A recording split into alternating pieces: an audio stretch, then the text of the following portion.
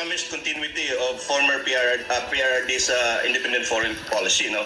But after his first visit, sometime in September of 2022 to America, suddenly he made an about-face, a complete turn to his promise, no?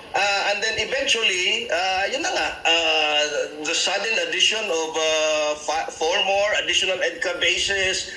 Di na bago para sa ilan na naturang pahayag ni Ibi Hugalbot, isang political blogger, sa usaping bigla ang pagbabago ni Bongbong Marcos Jr. sa kanyang mga pinangakong ipagpapatuloy ang magagandang polisiya ng nakaraan Duterte administration, lalo na sa usapin ng independent foreign policy na friends to all, enemies to none.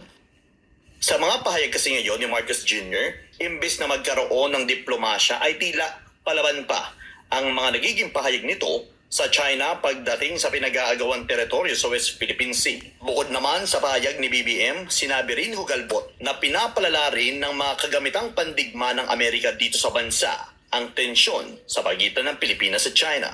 We have B-52 Stratofortress bombers patrolling with our Philippine Air Force jets in the airspace in the South China Sea near Taiwan. Yeah. And the Americans have actually admitted deploying Typhoon weapon systems to undisclosed locations in Luzon.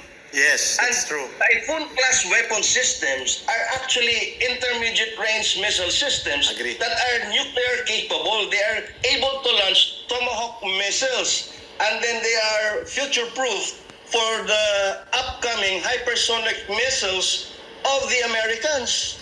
Sa kabilang banda naman ay kinuwestiyon ni Atty. Marlon Busantog, National Coordinator ng IPRA Center, ang magiging kalagayan ng Pilipinas sakaling mauwi sa digmaan ang tensyon sa West Philippine Sea. Sa paghatid pa lang kasi ng supply sa puwersa ng militar sa BRP Sierra Madre sa Ayungin Shoal ay tila napapahiya na umano ang Pilipinas.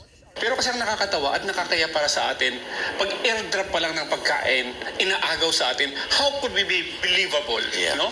Paano tayo, hindi ba tayo tinatawanan ng ating mga neighbors ng buong mundo na yan na ang Pilipinas, sa kanya nanggagaling ang lakas para ipaglaban ang West Philippine Sea, kinakalaban ng isang malaking nation.